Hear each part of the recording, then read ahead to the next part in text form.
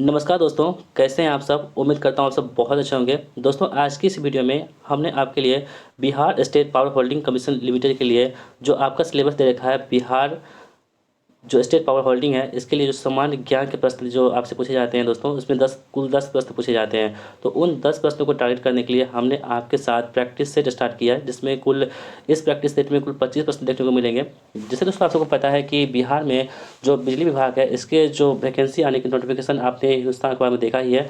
मैंने आपको पिछले वीडियो में बताया था कि 4000 पदों पर वैकेंसी आने वाली है दोस्तों। इसलिए पिछले बार जो वैकेंसी आई थी 2018 ईस्वी में, उसमें भी हिंदुस्तान अखबार में ये प्रकाशित की गई थी और विद इन 1 मंथ के अंदर में इसकी वैकेंसी देखने को मिल गई थी। तो इस बार भी उम्मीद जताई जा रही है कि इस बार जो है 1 मंथ के अंदर में आपको वैकेंसी आपकी वेबसाइट पर देखने को मिल जाएगी।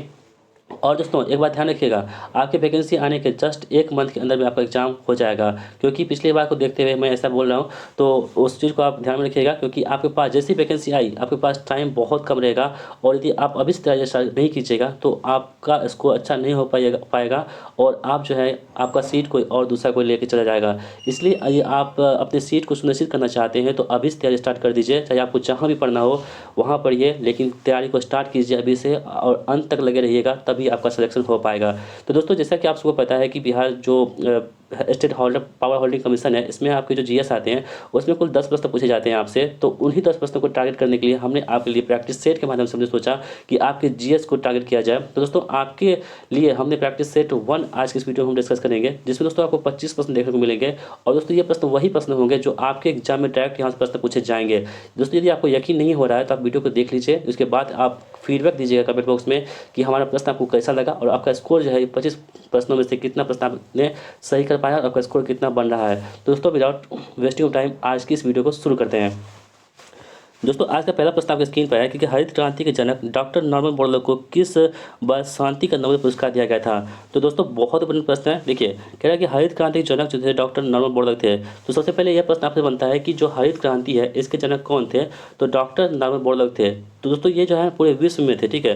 यदि वर्ल्ड लेवल पे बात करें कि जो हरित क्रांति के जनक कौन थे, तो वो डॉक्टर नॉर्मन बोरलॉग थे। लेकिन दोस्तों हम बात करते हैं भारत की, तो भारत में कौन थे? एम.एस. स्वामीनाथन थे।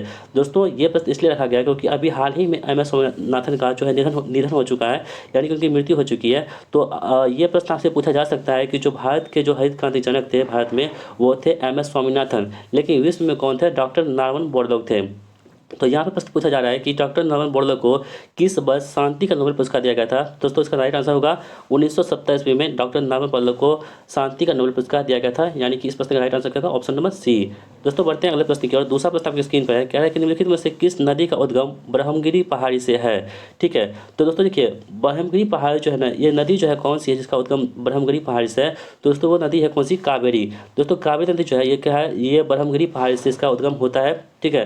दोस्तों इसे भारत की जो गंगा कहते हैं, कैसे कहते हैं? कावेरी को भारत की गंगा के नाम से जानते हैं। तो इस बात को भी आप ध्यान में रखिएगा, ठीक है। अगला प्रश्न देखते हैं दोस्तों। कह रहे हैं कि राष्ट्रीय जलमार्ग संख्या 1 किस नदी पर स्थित है? दोस्तों बहुत इंपॉर्टेंट प्रश्न है। जो राष्ट्रीय जलमार्ग संख्या 1 है ये किस नदी पर स्थित है? तो दोस्तों आपको बताना है यह होगा गंगा नदी पर स्थित है, ठीक है। ऑप्शन में क्या होगा? सी इस प्रश्न का राइट आंसर हो जाएगा। नेक्स्ट प्रश्न हमारा होगा निम्नलिखित में से कौन से सम्मिलित नहीं है? दोस्तों आपको ऐसे प्रश्न को ध्यान से देखना पड़ेगा कि कहाँ पे पूछा जाए कि नहीं है, कहाँ पे है, ठीक है। यदि एग्जाम में क्या होता है ना कि बहुत ज़्यादा हम मतलब तेज़ी में रहते हैं, तो हम क्या करते हैं, नहीं को पढ़ना ही भूल जाते हैं, जिससे हमारा प्रश्न गलत हो जाता है। तो इस बात को बहुत ध्यान रखना पड़ेगा कि निम्नलिखित में से कौन से प्रश्न सुमेलित नहीं है, यानी कि कौन ऐसा जो है इसमें ऑप्शन जो सुमेलित नहीं है, किसी प्रकार से नहीं आपको बताना है, ठीक है। देखिए ऑप्शन पढ़िए, क्वेश्चन पढ़िए। नाथुला अरुणाचल प्रदेश, लिपुलेख उत्तराखंड, रोहतांग हिमाचल प्रदेश और पालघाट केरल। दोस्तों ये जो नाथुला है ये दर्रा है, यानी कि आपको लेफ्ट साइड में दर्रा दे रखा है और उसके संबंधित राज्य दे रखे हैं, ठीक है। आपको बताना है कि कौन सा राज्य, कौन सा दर्रा किस राज्य में है और कौन सा नहीं है, यानी कि कौन इसमें गलत है, आपको चूज करना है, ठीक है। तो देखिए दोस्तों जो नाथुला दर्रा होता है यहाँ पे, ठीक है, ये कहाँ पे दोस्तों? सिक्किम में, ठीक है। नाथुला दर्रा कहाँ पे है? सिक्किम में स्थित है, ठीक है। लेकिन यहाँ पे क्या दे रखा है हमारे पास? अरुणाचल प्रदेश दे रखा है। तो ये यही क्या होगा हमारे प्रश्न का राइट आंसर हो जाएगा, यानी कि हमको गलत चूज करना था। तो नाथुला दर्रा कहाँ पर है? सिक्किम में। बाद बाकी ये तीनों दोस्तों ये बहुत इंपॉर्टेंट है, ये सही है, आप यहाँ पे देख लीजिए। लिपुलेख दर्रा कहाँ पे दोस्तों? तो लिपुलेख दर्रा जो है आपको उत्तराखंड में मिलेगा, ठीक है। रोहतांग दर्रा कहाँ पड़ता है? हिमाचल प्रदेश में। और पालघाट दर्रा कहाँ पड़ता है? तो केरल में पड़ता है, ठीक है। यदि आप ये आपको देखना पड़ेगा। ठीक है, ये इस बात को भी आप याद रखिएगा। दोस्तों यदि आप नोट्स बनाना चाहते हैं तो नोट्स भी बना सकते हैं, क्योंकि ये प्रश्न आपके लिए इंपॉर्टेंट है। अगला क्वेश्चन देखते हैं हम लोग। कह रहा है कि निम्नलिखित में से किस की नाटक देवी चंद्रगुप्तम है। ठीक है, तो दोस्तों ऐसा कौन सा जो लेखक है, नाटककार है, जिसकी रचना कौन सी नाटक है वो कौन सी देवी चंद्रगुप्तम है। ठीक है, आपके पास 4 ऑप्शन दे रखे हैं।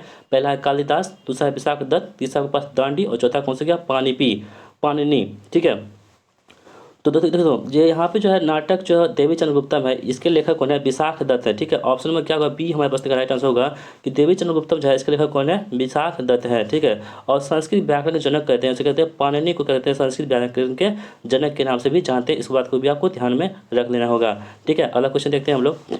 डॉक्टर राजेंद्र प्रसाद का जन्म कब हुआ था। दोस्तों ये प्रश्न जो है आपको बिहार से संबंधित है, यानी कि क्योंकि डॉक्टर राजेंद्र प्रसाद जो थे भारत के प्रथम राष्ट्रपति थे और ये बिहार के ही रहने वाले थे, तो यहाँ से आपके प्रश्न बन सकते हैं एग्जाम में। तो डॉक्टर राजेंद्र प्रसाद का जन्म कब हुआ था आपको ये बताना है। ठीक है, तो दोस्तों जो डॉक्टर राजेंद्र प्रसाद है इसका जन्म हुआ था 1884 ईस्वी में, इनका जन्म हुआ था। ठीक है, और दोस्तों आपको हम कमेंट बॉक्स में ये प्रश्न पूछते हैं, आपको बताना है कि डॉक्टर राजेंद्र प्रसाद जो है बिहार के किस जिले से और किस गांव से हैं। ठीक है, यदि आपको पता है दोस्तों तो इसका आंसर क्या करना है, आपको कमेंट बॉक्स में बताना है कि डॉक्टर राजेंद्र प्रसाद जो है भारत के प्रथम राष्ट्रपति, और ये इनका जो गाँव है बिहार के किस जिले में पड़ता है और किस गाँव में पड़ता है, ये आपको बताना है कहाँ पे, कमेंट बॉक्स में।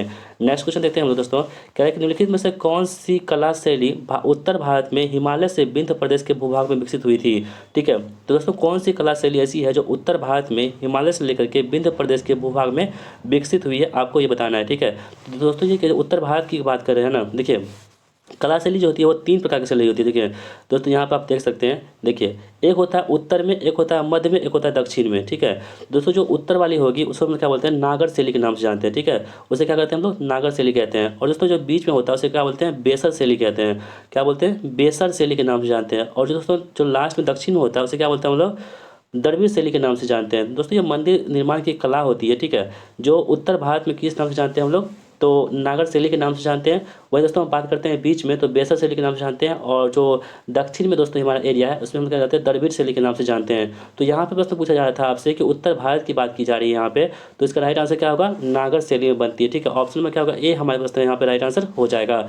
नेक्स्ट क्वेश्चन देखते हैं हम लोग। कह रहे हैं कि पूर्वोत्तर परिषद के पदेन अध्यक्ष कौन होता है। तो दोस्तों जो ये पॉलिटिकल क्वेश्चन है दोस्तों, ये आपके लिए इंपॉर्टेंट है। जो पूर्वोत्तर परिषद होते हैं इसके पदेन अध्यक्ष जो होते हैं दोस्तों क्या होते हैं, राष्ट्रपति होते हैं। ठीक है, ऑप्शन में क्या होगा, ए हमारे प्रश्न का राइट आंसर यहाँ पे हो जाएगा।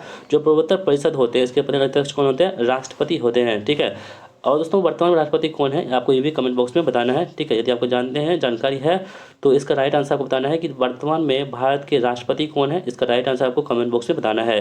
अगला क्वेश्चन देखते हैं हम लोग। कह रहे हैं कि पादप किस प्रकार के ग्लूकोज निर्मित करते हैं।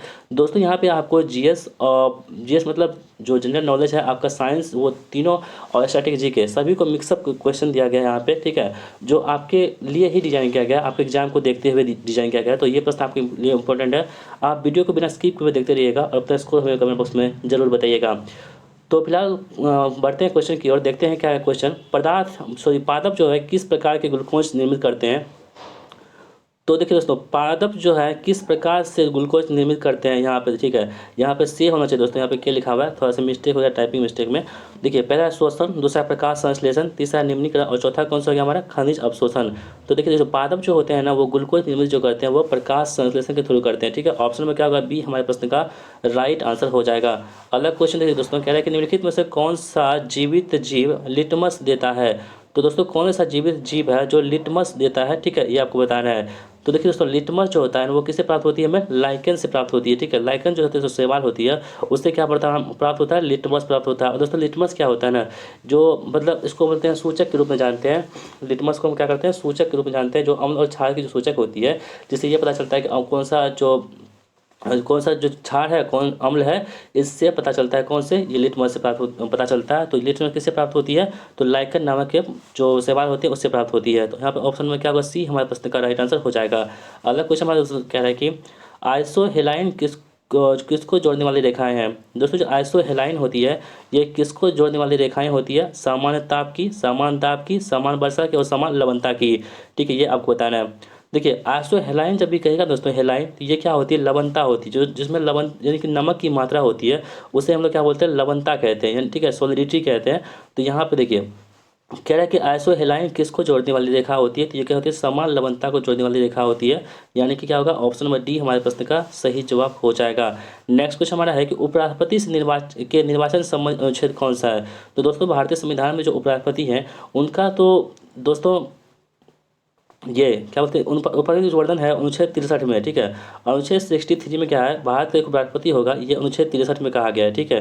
दोस्तों उपराष्ट्रपति जो होते हैं, जो राज्यसभा होती है, राज्यसभा के सभापति भी होते हैं, इस बात को आपको ध्यान रखना पड़ेगा। जो उपराष्ट्रपति होते हैं वो राज्यसभा के सभापति होते हैं, और इसका जो अनुच्छेद है 63 में इसका वर्णन किया गया है। लेकिन यहाँ पे प्रश्न पूछा जा रहा है कि उपराष्ट्रपति के निर्वाचन से संबंधित, यानी कि उपराष्ट्रपति जो निर्वाचन होगा वो उसकी बात जो है किस अनुच्छेद में की गई है, तो वो अनुच्छेद कौन सा होगा, 66 होगा, ठीक है। कौन सा, 66 में जो है राष्ट्रपति उपराष्ट्रपति के निर्वाचन की बातें कही गई हैं। और दोस्तों हम बात करते हैं राष्ट्रपति के निर्वाचन की बातें, तो राष्ट्रपति के निर्वाचन की बातें होती है वो 54 में होती है, ठीक है। इस बात को भी आपको ध्यान रखना पड़ेगा कि राष्ट्रपति की जो निर्वाचन होती है वो अनुच्छेद 54 के अंतर्गत इसकी बातें कही गई हैं। लेकिन यहाँ पर प्रश्न पूछा जा रहा था कि उपराष्ट्रपति के निर्वाचन संबंधित कौन सा अनुच्छेद है, तो दोस्तों वो कौन सा हो जाएगा, अनुच्छेद 66 हो जाएगा, ठीक है। बढ़ते हैं नेक्स्ट प्रश्न की ओर। अगला क्वेश्चन है दोस्तों, कह रहा है कि दिसंबर 2021 में निम्नलिखित में से कौन एंजेला मेर्केल के बाद जर्मनी का चांसलर बना है। दोस्तों ये प्रश्न बहुत इंपॉर्टेंट है, क्योंकि आपके लिए हमने करंट अफेयर्स के क्वेश्चन को भी रखा है, जो वर्ल्ड लेवल क्वेश्चन होते हैं दोस्तों, जो स्टैटिक टाइप के बन जाते हैं, तो वो भी प्रश्न को हमने रखा है, ठीक है। क्या है कि दिसंबर 2021 में निम्नलिखित में से कौन एंजेला मर्केल के बाद जर्मनी का चांसलर बना है। तो दोस्तों एंजेला मर्केल के बाद जो जर्मनी के चांसलर बने हैं वो है ओलाफ सोल्ज बने। कौन है, ओलाफ सोल्ज दोस्तों, क्या है, वो एंजेला मर्केल के बाद जर्मनी के चांसलर बने हैं। तो ऑप्शन में क्या होगा, ए हमारे प्रश्न का यहाँ पे राइट आंसर हो जाएगा। अगला क्वेश्चन दोस्तों कह रहा है कि पिनाका और स्मर्च किससे निर्देशित करते हैं। दोस्तों पिनाका जो होती है क्या होती है, क्रूज मिसाइल होती हैं, परमाणु शक्ति चालित पनडुब्बियाँ होती है, रॉकेट प्रमुचक प्रणालियाँ होती है, या आयुध युक्त ड्रोन होते हैं। तो दोस्तों आप सबको पता है कि पिनाका होती है दोस्तों, ये पिनाका दोस्तों ये क्या है, रॉकेट प्रायोजक प्रणालियाँ हैं दोस्तों। यदि पिनाका जो होती है दोस्तों क्या होता है, रॉकेट जो भेजते हैं हम लोग उसके द्वारा, ये उसकी मतलब एक क्या होती है, प्रणालियाँ होती है, सिस्टम होती है, ठीक है। और दोस्तों पिनाका जो है वो DRDO द्वारा तैयार की गई है, ठीक है। DRDO दोस्तों क्या है, डिफेंस रिसर्च डेवलपमेंट ऑर्गेनाइजेशन, जो दोस्तों ये है, इसकी स्थापना 1958 में हुई थी। इसके द्वारा दोस्तों क्या हुआ था, पिनाका जो है इसकी जो है प्रणाली की खोज की गई है, यानी बनाई गई है। तो ऑप्शन सी क्या होगा हमारे प्रश्न का यहाँ पे सही जवाब हो जाएगा। बढ़ते हैं अगले प्रश्न की ओर। कह रहा है कि ग्रीन हाउस गैसों में सर्वाधिक भूमंडलीय तापमान में वृद्धि हेतु प्रभावी गैस कौन सी होती है। तो दोस्तों ग्रीन हाउस इफेक्ट जो होता है, यानी कि जो वातावरण में जो गर्मी बहुत ज़्यादा बढ़ जाती है उन्हें, उसी को हम लोग क्या बोलते हैं, ग्रीन हाउस इफेक्ट कहते हैं। तो यहाँ पे कह रहा है कि ग्रीन हाउस गैसों में सर्वाधिक भूमंडलीय तापमान में वृद्धि हेतु प्रभावी गैस कौन सी होती है। पहला आपके पास है कार्बन मोनोऑक्साइड, दूसरा आपके पास है कार्बन डाइऑक्साइड, कार्बन टेट्राक्लोराइड और नाइट्रस ऑक्साइड। तो दोस्तों आपको याद रखना पड़ेगा, जो ग्रीन हाउस गैसें होती है इसमें सर्वाधिक जो भूमंडलीय तापमान में वृद्धि होती है वो होती है कार्बन डाइऑक्साइड की वजह से होती है। किससे होती है, कार्बन डाइऑक्साइड की वजह से होती है, यानी कि ऑप्शन में क्या होगा, बी हमारे प्रश्न का यहाँ पे सही जवाब हो जाएगा। नेक्स्ट क्वेश्चन हमारे दोस्तों क्या है कि सैम्पेन जनजाति कहाँ पाई जाती है। दूसरी प्रश्न बहुत ज़्यादा इंपॉर्टेंट है, जो सैम्पेन जनजाति है ये हमारी कहाँ पाई जाती है, मेघालय में, लक्षद्वीप में, अरब असम में और अंडमान निकोबार में। तो दोस्तों जो सैम्पेन जनजाति है ना, ये शराब बनाने के लिए फेमस होती है, ठीक है। सैम्पेन जो दोस्तों क्या होती है, शराब बनाने के लिए फेमस होती है, और ये जो है दोस्तों सैम्पेन जनजाति कहाँ पाई जाती है, अंडमान निकोबार द्वीपों में पाई जाती है। ऑप्शन में क्या होगा, डी हमारे प्रश्न का यहाँ पे सही जवाब हो जाएगा। अगला प्रश्न हमारा दोस्तों क्या है कि राष्ट्रीय डेयरी अनुसंधान संस्थान किस राज्य में स्थित है। दोस्तों देखिए, राष्ट्रीय जो डेयरी अनुसंधान संस्थान है, डेयरी मतलब क्या होता है, दूध से संबंधित, तो दूध जो संबंधित है दोस्तों, तो राष्ट्रीय जो डेयरी अनुसंधान संस्थान किस राज्य में स्थित है आपको बताना है। आपके पास ऑप्शन है गुजरात, हरियाणा, मध्य प्रदेश और राजस्थान। तो दोस्तों देखिए, जो राष्ट्रीय डेयरी अनुसंधान है ये कहाँ पे है, करनाल में पड़ता है, ठीक है। कहाँ पे, करनाल में पड़ता है। और दोस्तों करनाल कहाँ पड़ता है, तो करनाल जो है दोस्तों ये कहाँ पड़ता है, हरियाणा में पड़ता है, ठीक है। तो ऑप्शन में क्या होगा, बी हमारे प्रश्न का यहाँ पे सही जवाब हो जाएगा। नेक्स्ट क्वेश्चन हमारा है, हंसा परिरक्षण किसके लिए प्रयुक्त किया जाता है। तो दोस्तों हंसा परिरक्षण जो है ना, ये किसके लिए प्रयुक्त किया जाता है ये आपको बताना है, ठीक है। देखिए आपके पास ऑप्शन है पेट्रोल की शुद्धता को पता लगाने के लिए, देखिए दोस्तों पेट्रोल की शुद्धता होती है ना, इसकी पता लगाने के लिए क्या करते हैं, ऑक्टेन नंबर का प्रयोग करते हैं। क्या करते हैं, ऑक्टेन नंबर का प्रयोग करते हैं हम लोग पेट्रोल की शुद्धता को पता लगाने के लिए, ठीक है। दूसरा है क्या, देखिए ऑप्शन है आपके पास शहद को मिलावट का पता लगाने हेतु, दूध की मिलावट का पता लगाने हेतु, और चौथा है जल की शुद्धता का पता लगाने हेतु। देखिए हंसा परिरक्षण दोस्तों ये है, ये दूध की जो मिलावट होती है पता लगाने हेतु इसकी प्रयोग करते हैं, हंसा परिरक्षण। ऑप्शन में क्या होगा, सी हमारे पास का यहाँ पे सही जवाब हो जाएगा। नेक्स्ट क्वेश्चन हमारा है कि डाइजेस्ट एंजाइम का स्रोत क्या है, यानी दोस्तों पचाने वाला एंजाइम जो होती है वो जो होती है उसका स्रोत क्या है, वो कहाँ से निकलती है, लाल ग्रंथि से, अमाशय से, यकृत से या गन्याशय से। तो दोस्तों जो डाइजेस्ट एंजाइम होते हैं ये कहाँ से निकलती है, लाल ग्रंथि से निकलती है। ठीक है, ऑप्शन में क्या होगा, ए हमारे प्रश्न का यहाँ पे राइट आंसर हो जाएगा। अगला क्वेश्चन हमारा है, एस्पिरिन एक दर्द निवारक औषधि है, ठीक है, जिसको प्राकृतिक रूप से प्राप्त किया जा सकता है। दोस्तों आपसे यहाँ पे प्रश्न ऐसे बन सकता है, एक और प्रश्न यहाँ से बन सकता है कि एस्पिरिन जो है क्या है। ठीक है, आपसे ऑप्शन में 4 दे देंगे, प्लास्टिक है, खेलने वाला वस्तु है, दवाई है, कुछ भी है। तो ये क्या दोस्तों क्या है, एस्पिरिन एक दर्द निवारक औषधि, यानी कि दर्द जो पेन किलर जिसको बोल सकते हैं हम लोग, पेन किलर क्या है, एक दवाई है। ठीक है, जिसका जो हो मतलब जो कहाँ से प्राप्त होती है आपको बताना है। ठीक है, अब फर्स्ट ऑप्शन है सिनकोना के वृक्ष से, बिलो के वृक्ष से, डालिया के वृक्ष से, पौधे से और हल्दी की जड़ से। तो दोस्तों देखिए यहाँ पे जो एस्पिरिन होती है ये कहाँ होती है, बिलो के वृक्ष से प्राप्त होती है। ठीक है, ऑप्शन में क्या होगा, बी हमारे प्रश्न का राइट आंसर होगा। दोस्तों बिलो के वृक्ष से क्या होती है, बैट जो होती है दोस्तों, क्रिकेट का बल्ला जो होता है उसका निर्माण भी किससे होता है, तो बिलो के लकड़ी से ही होता है। ठीक है, ऑप्शन नंबर यहाँ पे बी हमारे प्रश्न का राइट आंसर हो जाएगा। दोस्तों बढ़ते हैं अगले प्रश्न की ओर। अगला प्रश्न हमारा है कि भारत में प्रचुर मात्रा में उपलब्ध महत्वपूर्ण नाभिकीय ईंधन कौन सी है। दोस्तों आप सबको पता है कि जो नाभिकीय ईंधन होती है, ठीक है, देखिए यूरेनियम, थोरियम, प्लूटोनियम और इरिडियम। तो दोस्तों देखिए सबसे महंगा की बात करें, सबसे महंगा तो दोस्तों जो नाभिकीय ईंधन होता है वो क्या होता है, यूरेनियम होता है। ठीक है, यूरेनियम होता है। लेकिन दोस्तों जो भारत में सबसे अधिक मात्रा में उपयुक्त होता है वो कौन सा है, थोरियम होता है। ठीक है, ऑप्शन में क्या होगा, बी हमारे प्रश्न का यहाँ पे सही जवाब हो जाएगा। क्योंकि दोस्तों भारत में जो सबसे ज़्यादा क्या होती है, थोरियम पाई जाती है, जबकि जो यूरेनियम होती है दोस्तों ये क्या होती है, बहुत ही ज़्यादा कॉस्टली होती है, क्योंकि बहुत ज़्यादा रेडियो एक्टिव जो तत्व होती है वो कौन सी, यूरेनियम ही होती है। ठीक है, इसमें से अल्फा बीटा गामा हमेशा किरणें निकलती रहती है। दोस्तों आपने एक चेरनोबिल का नाम सुना होगा, चेरनोबिल घटना यदि आपने नहीं सुना है तो आप सुन लीजिएगा, यूट्यूब पर आप सर्च कर सकते हैं। तो चेरनोबिल घटना जो हुई थी दोस्तों, इसमें यूरेनियम का जो एक परमाणु भट्टी था उसमें ही आग लग गया था। तो किस वजह से आग लगी थी, कितना ये मतलब हानिकारक होता है, उसका असर अभी भी दिख रहा है वहाँ पे जहाँ पे हुआ था चेरनोबिल में। ठीक है, ये यूक्रेन में जगह पड़ता है चेरनोबिल, वहाँ पर ही हुआ था। तो आप वहाँ पर देख सकते हैं, यूट्यूब पर आप सर्च कर सकते हैं, वहाँ पर आपको मिल जाएगा। तो फिलहाल यहाँ पे ऑप्शन नंबर क्या होगा, बी हमारे प्रश्न का राइट आंसर हो जाएगा। नेक्स्ट क्वेश्चन देखिए दोस्तों क्या रहा है कि खिलाफत आंदोलन के प्रमुख नेता निम्नलिखित में से कौन से थे। देखिए दोस्तों जो खिलाफत आंदोलन हुआ था ना, इसके प्रमुख नेता में से कौन से थे। देखिए मौलाना मोहम्मद अली और शौकत अली, मोहम्मद अली जिन्ना और शौकत अली, मोहम्मद अबुल कलाम आज़ाद, रफ़ी अहमद किदवई और शौकत अली और फिरोज शाह मेहता। तो देखिए दोस्तों खिलाफत आंदोलन जो है था ना, इसके प्रमुख नेता कौन थे, मौलाना मोहम्मद अली और शौकत अली थे। इसको आपको याद रखना पड़ेगा, जो खिलाफत आंदोलन हुई थी इसके जो प्रमुख नेता थे वो कौन थे, मौलाना मोहम्मद अली और शौकत अली थे। ऑप्शन में ए हमारे प्रश्न का यहाँ पे सही जवाब हो जाएगा। नेक्स्ट क्वेश्चन हमारा है कि निम्नलिखित में से किस आंदोलन में सरदार वल्लभ पटेल ने मुख्य भूमिका निभाई थी। देखिए आपके पास ऑप्शन है भारत छोड़ो आंदोलन, दांडी मार्च, बारदोली सत्याग्रह और अहमदाबाद मिल मजदूर हड़ताल। देखिए दोस्तों जो वल्लभ भाई पटेल थे ना, वल्लभ भाई पटेल, तो ये इन्होंने क्या किया था ना, बारदोली सत्याग्रह हुआ था। ठीक है, उसमें ही यहाँ जो मतलब सरदार वल्लभ पटेल को बारदोली सत्याग्रह में ही क्या करा था, सरदार की उपाधि दी गई थी। इस बात को आपको याद रखना पड़ेगा। सरदार की उपाधि कहाँ मिली थी, तो बारदोली सत्याग्रह में मिली थी। तो ये बारदोली सत्याग्रह से क्या है, संबंधित है। ठीक है, लेकिन दोस्तों हम बात करते हैं भारत छोड़ो आंदोलन की, इसमें मुख्य भूमिका निभाई थी महात्मा गांधी जी ने। ठीक है, उसके बाद जो दांडी मार्च हुई थी इसमें भी उन्होंने महात्मा गांधी ने मुख्य भूमिका निभाई थी, और जो अहमदाबाद मिल मजदूर हुई थी इसमें भी महात्मा गांधी ने जो है महत्वपूर्ण भूमिका निभाई थी। लेकिन यहाँ पे प्रश्न पूछा रहा था आपको सरदार वल्लभ भाई पटेल के बारे में, तो यहाँ पर राइट आंसर क्या होगा, ऑप्शन नंबर सी, यानी कि बारदोली सत्याग्रह। नेक्स्ट क्वेश्चन हमारा होगा, निम्नलिखित में से कौन सी घटना फरवरी 2022 में 100 साल पूरा किया है। तो दोस्तों जो फरवरी 2022 में जो घटना हुई है, चौरी चौरा घटना जो है दोस्तों, ये देखिए ये क्या हुआ था दोस्तों, 5 फरवरी 1922 को हुई थी। कब हुई थी, 5 फरवरी 1922 को हुई थी। ठीक है, ये घटना कब हुई थी, 5 फरवरी 1922 ईस्वी को हुई थी। तो आपका 2022 आ गया, तो इसमें कितना हो गया, 100 साल की घटना हो चुकी है। दोस्तों कोई भी चीज़ जो घटना 100 साल होती है, 50 साल होती है, वो आपके एग्जाम का पार्ट बन जाती है। इसलिए हमने आपको ये प्रश्न रखा है यहाँ पे कि कौन सी घटना जो है फरवरी 2022 में 100 साल पूरा कर लिया है। तो चौरी चौरा नामक जो घटना है दोस्तों, ये उत्तर प्रदेश का जो गोरखपुर जिला है वहाँ पर हुआ था चौरी चौरा घटना। ठीक है, तो उसी का जो है ना अभी हाल ही में क्या हुआ, तो 2022 में क्या हुआ था, 100 साल पूरा हो चुका है। ठीक है, तो ऑप्शन में क्या होगा, बी हमारे प्रश्न का राइट आंसर हो जाएगा। दोस्तों बात करते हैं कि ये भारत छोड़ो आंदोलन कब हुआ था दोस्तों? 1942 में भारत छोड़ो आंदोलन होता है, ठीक है। और जलियांवाला बाग हत्याकांड कब हुआ था? तो 13 अप्रैल 1919 को जलियांवाला बाग हत्याकांड होता है, ठीक है। 13 अप्रैल 1919 को क्या होता है? जलियांवाला बाग हत्याकांड हुआ था। कहाँ पे?